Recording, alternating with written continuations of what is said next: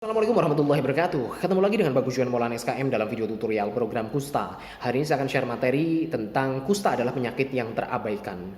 Ada istilah dari Kemenkes RI yaitu neglected tropical disease atau penyakit tropis yang terabaikan. Di situ di dalamnya termasuk kusta, frambosia, kecacingan dan sebagainya. Nah, ini uniknya. Kenapa sih penyakit ini diabaikan? Dicuekin, dianggapnya nggak penting. Ada beberapa sebab ya. Yang pertama, kusta itu gejalanya paling hanya bercak saja. Nah, ini dianggapnya sebuah penyakit kulit yang biasa. Alah, paling hanya sekedar kayak panu dan sebagainya. Tidak mengganggu fungsi tubuh. Nah, ini dari sini bisa cenderung akhirnya penyakit ini diabaikan. Yang berikutnya, kusta ini masa inkubasinya lama, 2 sampai 5 tahun sejak kuman masuk baru muncul gejala. Nah, lama, santai aja lah, tenang aja lah. Nah, ini akhirnya cenderung diabaikan. Penyebab yang berikutnya, kusta itu penyakit yang tidak mematikan. Ini penyakit tidak mematikan, masih banyak penyakit yang mematikan yang harus kita perhatikan. Nah, ini akhirnya teralih perhatiannya hanya ke penyakit-penyakit saja, misalkan kayak TBC, HIV dan sebagainya. Akhirnya penyakit kusta ini nggak diurusin. Nah, ini akhirnya dari mulai banyak orang yang mengabaikan ya, dari mulai penderitanya itu sendiri, dari mulai programmer, tenaga kesehatan non dokter, non perawat, non bidan, atau non programmer kusta, atau juga pemangku kebijakan, atau bahkan masyarakat itu sendiri, atau bahkan penderitanya sendiri itu cenderung mengabaikan dan meremehkan penyakit ini. Nah, kira-kira apa nih dampaknya kalau kita meremehkan kusta? Yang pertama, anak-anak bisa kena kusta. Nah, Kabupaten Tegal itu sendiri kemarin-kemarin sempat nih proporsi kasus kusta pada anak lebih dari 5%. Kalau lebih dari 5% itu artinya itu sebuah permasalahan. Bayangin anak-anak saja sudah kena kusta. Ditambah lagi resiko dia reaksi, ada timbul kecacatan tingkat 2 dan sebagainya, anak-anak sudah cacat dan sebagainya. Bagaimana masa depannya?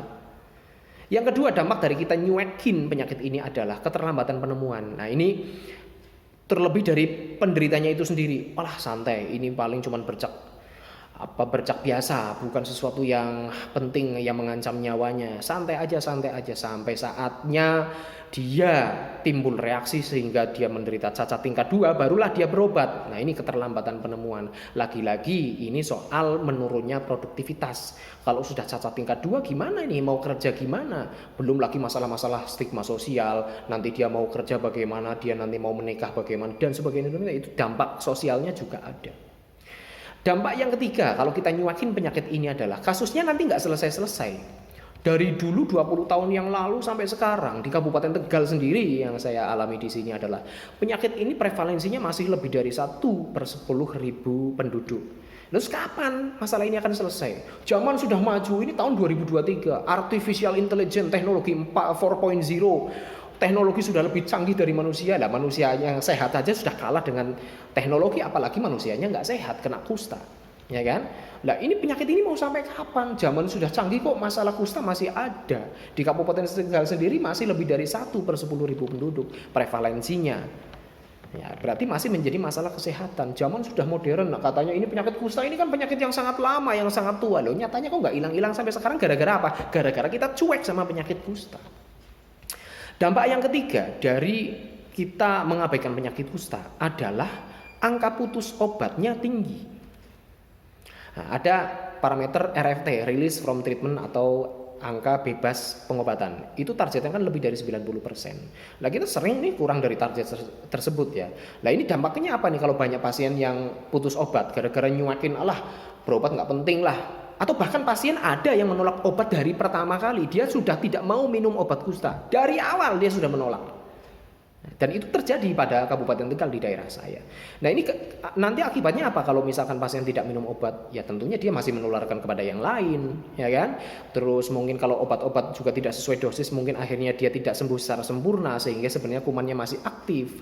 Nanti akan dia masuk kembali sebagai penderita lama, akhirnya dia masih masuk kembali dan membutuhkan pengobatan lagi dan sebagainya. Lalu mau sampai kapan ini?